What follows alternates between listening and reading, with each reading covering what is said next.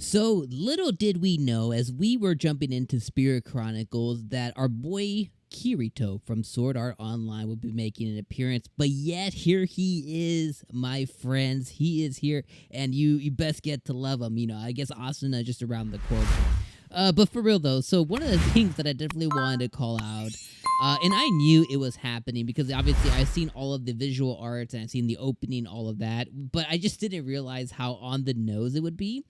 Would be that definitely the creator of Spirit Chronicles, and I don't care what anybody says, definitely had some serious inspiration from a one Sword Art Online anime for sure. In this episode, we saw Rio finally donning his full leather, jacket thing that he has, and he even did the little like jacket flip, just like Kirito does in Sword Art, which I was just like, I was like, this is too much. And then the dwarves on top of him gave him a sword made out of mithril, which we know that obviously Kirito's black sword that he has is made out of like a special material as well. And I was just like, man, this is just really, really on the nose. Regardless, I'm still all about it. I love it. It's all good. At the end of the day, most anime protagonists, more or less, could all just be each other at the end of the day. So it's still whatever. But I was like, man, this was really, really on the nose. As far as the rest of the episode, guys, like the episode really just surrounded around, the festival happening and Rio and Latifa kind of being inducted into the village. And kind of what that meant, it just kind of meant that Latifah's finally a part of the village, as well as, I guess you could say, Rio's like a inductee, as far as like being a part of the village, specifically. And one of the things I want to call out is like during the specific festival, I love how all the girls were definitely like all over Rio for sure, and they had a whole conversation about deepening their friendships with him. And of course, our protagonist, of course, as always per the anime rulebook, is the densest person on earth. It just everything just flies over his head. The girls basically have to like just open up shop for him just to understand that he's got to go and buy some potions. You know what I mean? And it's always one of those things that I'm just like, it's just one of those frustrating things that you always kind of see. It's like, why did the main characters always need to be written so dense to where they just don't get anything? And I get if he was truly just like a normal 12-year-old boy, he isn't quite there yet, but he's already lived in this world for 5 years. He was a 20-year-old man before, so he's like about 25 mentally. It's like, come on. Do you really need them to like literally like spell it out on a whiteboard for you just to know what's going on? But I still love that they talked about deepening their relationship along with Latifa as well. Basically, saying that she wants to be like his lover, but she put it under like the quotations of the little sister thing. Which was fine as well.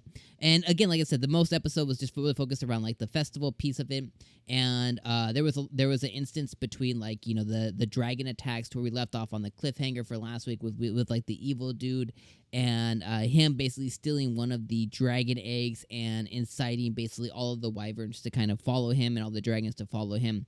He ends up killing his underling, his peon. He ends up killing him, which was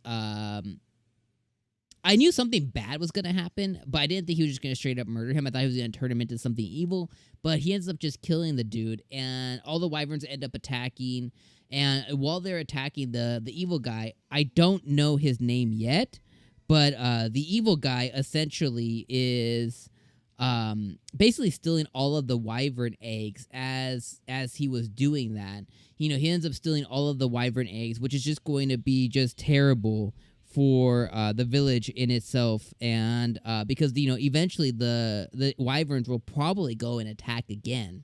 Now, while he was doing this, the main mama dragon was again after the egg, and it fell, along with the dude's body, it fell in front of Latifa, and Latifa gets attacked, and she tries to get saved. And ultimately, Rio comes to her saving, and he one-handed takes on the wyvern. So once he was able to kind of like go in and like defeat the wyvern, that kind of was like a wake-up call essentially for Latifa, and she ends up basically having a one-on-one talk with Rio, saying like, hey, yeah, we're definitely we're gonna have to part ways. But that's kind of when she proposed the whole little sister thing, and she says basically, I'm gonna go and I'm going to, go and extensively train. And he kind of tells her a little bit about his plan.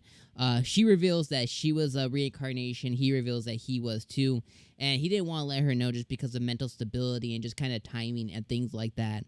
And I really thought, I was like, that's really a cool thing for them to kind of share that camaraderie between them and going back, and being Japan. So now, like, their relationship is going to deepen even further with them having that kind of very much that similarity to them. I think it's going to be very important as the story goes on.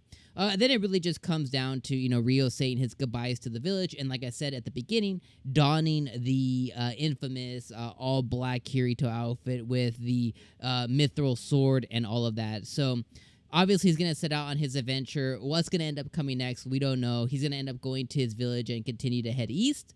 And what's going to come when he finally gets there to his parents' village? Or will we get a bunch of different adventures as we make our way forward? But thank you guys so much for joining another week's episode, guys. Let me know what you guys thought in the comments down below. Don't miss our reaction right here, and we'll see you guys next week for episode 7. Peace out, guys.